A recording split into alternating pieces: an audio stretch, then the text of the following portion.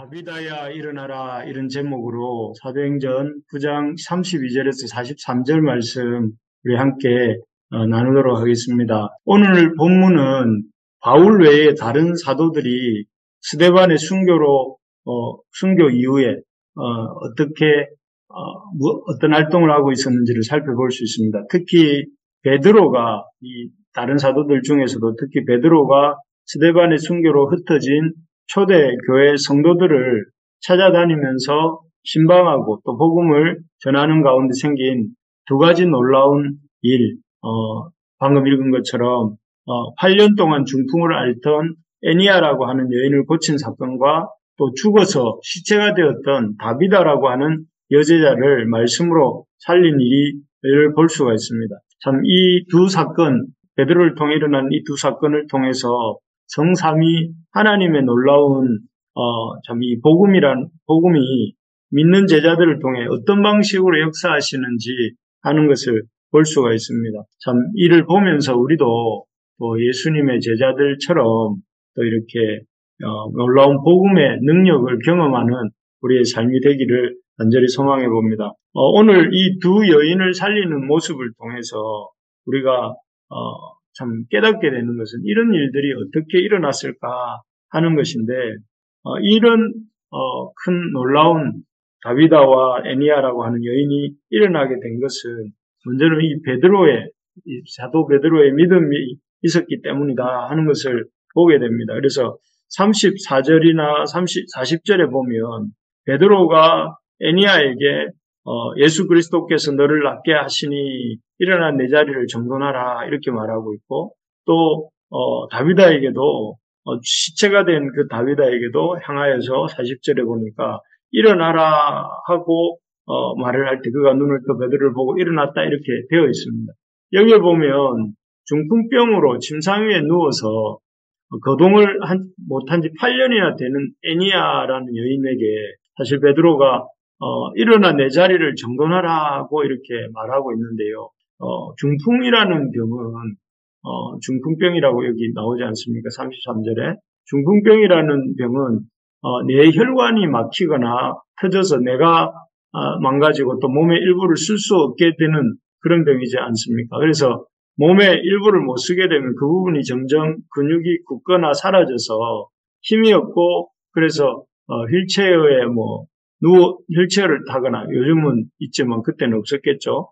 아니면은 침대에 누워 있게 만드는 아주 이렇게 무서운 병입니다. 그래서 중풍병을 앓으면서 8년이나 있었다는 것은 이 그녀에게 근육이나 이런 것들이 없어져서 거의 집 안에서만 머물면서 침상에만 있었지 않았을까 이런 생각을 하게 만듭니다.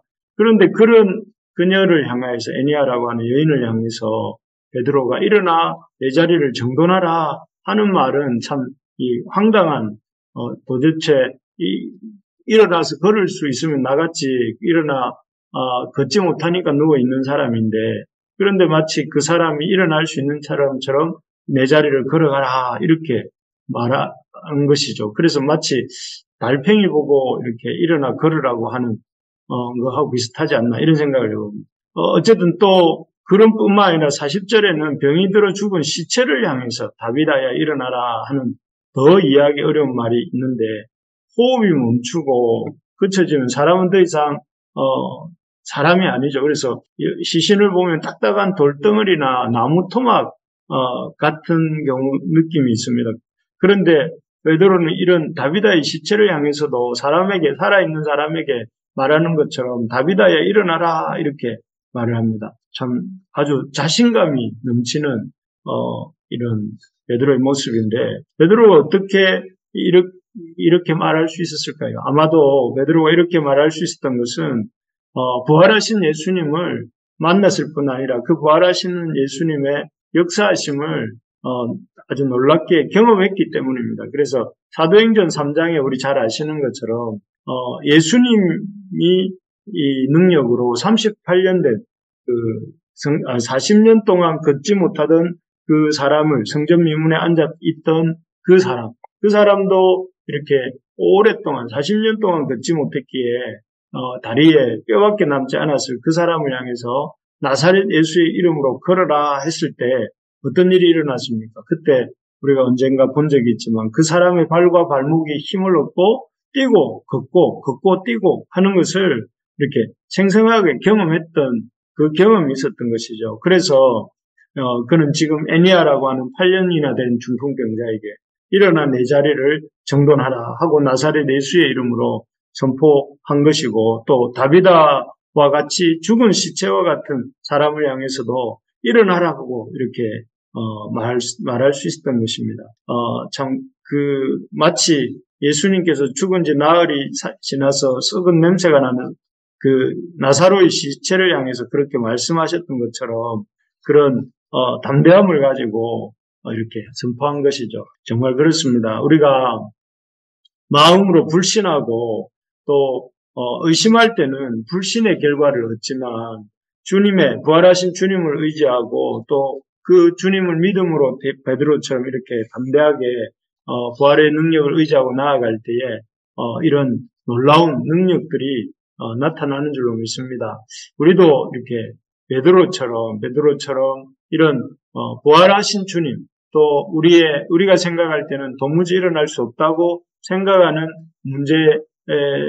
문제들이라 할지라도 부활하신 주님을 의지하여서 담대하게 나아갈 수 있기를 소망합니다. 그래서 우리 앞에 놓인 문제들이 참 많이 있는데 그 문제들을 향하여서 애니아야 일어나라, 다비다야 일어나라 하고 선포하면서 나아가는 저와 우리 부르심의 가족들 되기를 소망합니다. 그렇게 나아갈 때에 우리 하나님이 우리에게 놀라운 응답의 역사를 허락해 주실 줄로 믿습니다. 두 번째로 이렇게 베드로가 이런 놀라운 사역을 할 수 있었던 것은 하나님을 향한 믿음이 있었다면, 두 번째로는 부활하신 주님을 의지했기 때문에 그렇습니다. 앞에서도 부활하신 주님을 믿고 믿음으로 담대하게 선포했는데, 여기도 보면 베드로가 사실 베드로의 어떤 메시지의 가장 핵심은 뭐냐면은 부활입니다. 부활. 여기 보면 이 54절을 보면 이렇게 말을 합니다. 베드로가 34절이네. 34절을 보면 이렇게 말. 베드로가 이르되 애니아야 예수 그리스도께서 너를 낫게 하시니 라고 되어 있습니다.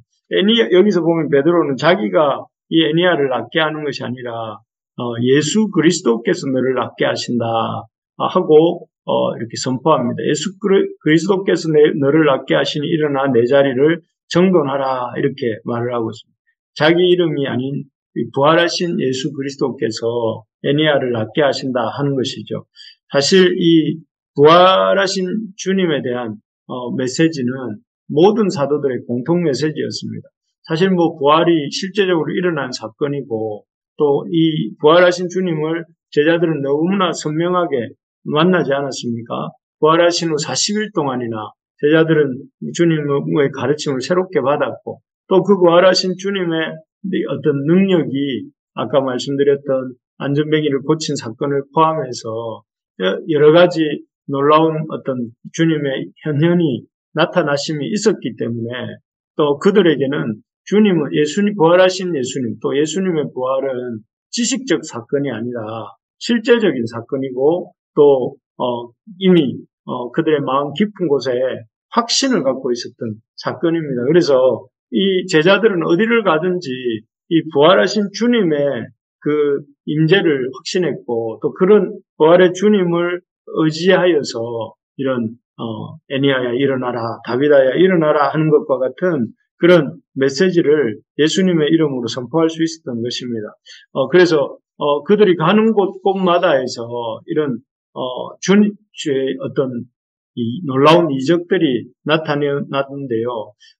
이 일은 베드로에게만 나타나는 것이 아니라 사울에게도, 사도 바울에게도 나타났습니다. 그래서 우리가 이런 가장 두려워하는 삶의 문제가 죽음의 문제인데 왜 죽음을 사람들이 두려워하는가 하면 죽음 이후엔 심판이고 또 그 이후에는 끝이 있기 때문에 끝이 있고 끝이 나고 심판이 있고 영원한 절망이 있기 때문에 그렇잖아요. 그런데 예수님께서는 이 십자가에서 부활하심을 통해서 우리가 우리의 죄 문제가 단번에 완전히 영원히 해결되었고 또 그 십자가의 죽음 이후 부활을 통해서 죽음이 끝이 아니라 죽음 이후에 부활의 세계가 있고 그 부활의 세계는 우리가 생각하지 못했던 놀라운 영광이 있다 하는 것을 40일간이나 제자들과 거하면서 이렇게 보여주신 것입니다.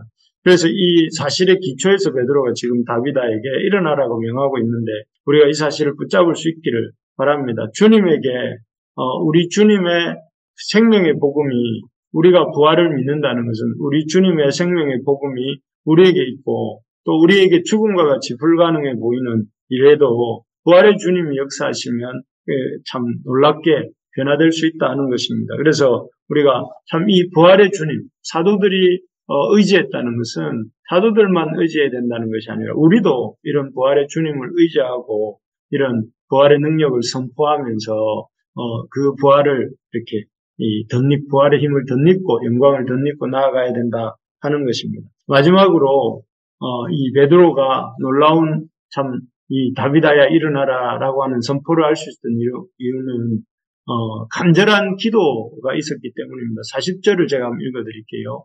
베드로가 사람을 다 내보내고 무릎을 꿇고 기도하고 돌이켜 시체를 향하여 이르되 다비다야 일어나라 하니 그가 눈을 떠 베드로를 보고 일어나 앉는지라. 여기 보면 베드로가 죽은 다비다를 살리는 순간 했던 일이 무엇이라고 하는가 하면은 무릎을 꿇고 간절하게 기도했다. 사람을 다 내보내고 무릎을 꿇고 기도하고 있다. 했다는 것을 보여주는데요. 참 하나님께서는 이 베드로가 무릎을 꿇고 기도할 때에 하나님의 그 참 능력이 그를 통해 나타나고 또 그 다비다를 향해서 베드로가 담대하게 다비다에 일어나라 죽은 시신을 향해서 이렇게 선포할 수 있는 그런 믿음의 담대함이 생겼던 것이죠. 우리가 기도하지 않을 때는 아무 일도 일어나지 않습니다. 하나님의 능력이 이렇게 잘 나타나지 않습니다. 나타나도 볼 수도 없습니다. 하지만 기도할 때에 그 기도 중에 하나님이 임재하시고 또 우리를 통해 하나님의 능력을 나타내 보이십니다. 그래서 우리가 잘 아는 미국 남북 전쟁의 링컨 대통령은 이렇게 말을 했다고 합니다. 북군의 승리는 기도의 승리였다. 우리에게 남군의 로버트리 같은 명장이 없었음이 오히려 다행이었습니다. 왜냐하면 기도로 하나님을 더욱 의지할 수 있었기 때문입니다. 그래서 링컨은 자신의 이 남북 전쟁의 승리의 원인을 기도의 승리, 기도를 통해 하나님이 도와주신 결과라고 이렇게 고백하고 했다고 합니다. 정말 그렇습니다. 하나님은 기도하는 사람을 통하여 일하십니다. 오늘 이 새벽에 기도하러 나온 우리 부르심의 가족들, 하나님이 여러분들을 놀랍게 베드로처럼 축복하시고 또 이 역사를 일으켜 주시기를 간절히 소망합니다.